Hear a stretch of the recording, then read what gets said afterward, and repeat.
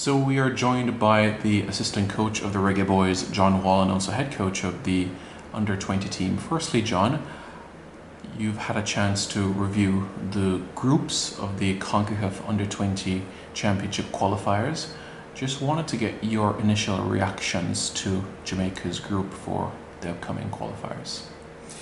Obviously, there's no simple games in CONCACAF. I learned that firsthand, and bearing that in mind with Grenada, Martinique, and what was the last one again? Bermuda, is that the trend overall in CONCACAF is that the game is becoming more global. Obviously, with the fact of the diaspora, with both Martinique when it comes to their relationship with France, and obviously Bermuda, Grenada with the UK predominantly, as well as us. But for us, it's kind of a bigger scope and a bigger thing. We take it really seriously, and obviously we've been having camps domestically ever since March this year, trying to ingrain more values and the fact that we're actually watching the players, identifying them and see who's what. And for me, it's still qualifiers are a special kind of animal, and you have to take certain things into account, which is the amount of games in a short space of time. You have players coming in, you have time zone differences, you have heat and other type of factors. So making all those external factors more internal per se, and control the variables as much as we can and set the tone, because I feel this is the gateway into the first national team, the men's. That would be going for women's as well. But for me, it's really important to look at the next generation and instill values, style, and how is Jamaica when playing an opponent on a general basis. How would you describe the process in terms of how it's progressing, in terms of talent identification? Obviously, there's no set ID, and obviously that has to grow organically. It's not a copy-paste kind of thing that we want to do, but I'm getting kind of my intention and vision that's shared with the men's head coach, Hamer Helgamson, is what Jamaica can consistently be instead of every now and then be, and that is always about punching above its weight.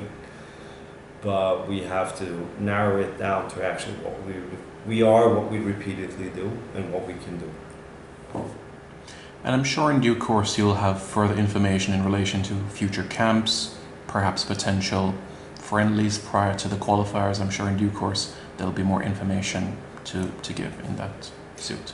Correct, and I send my preferred planning to the head of the technical committee, which will be reviewed.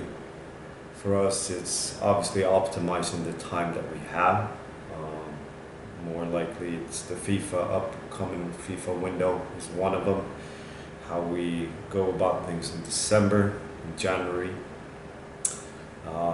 Main point for me is that what's been done in the past is a lot of weeks spent in camp, and my outside view in has been players have accumulating too much fatigue going into the tournament, and that is a factor.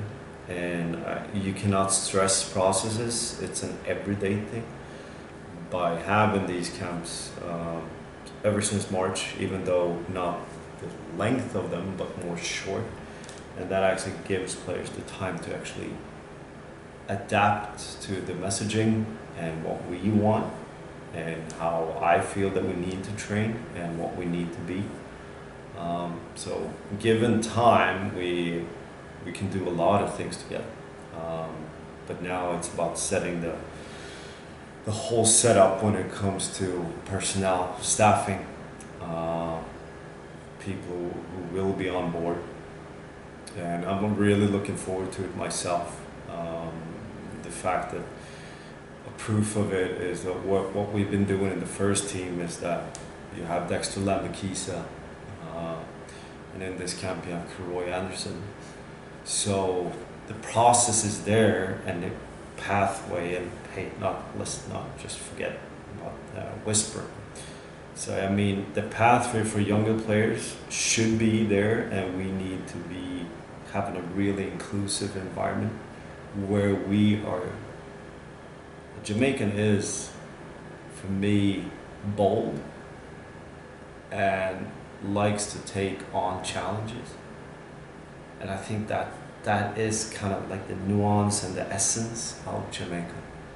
But if there's anything that I can add, I hope that I can. But I want that kind of sense of desperation and urgency when Jamaica is playing football. And putting on your other cap, John, in front of the senior team in perspective, how would you say the last few days have been in terms of the training sessions in Grenada preparing for the Nations League? It's always an adventure to go to the islands, right? You're not like Forrest Gump. You always know what you're gonna get.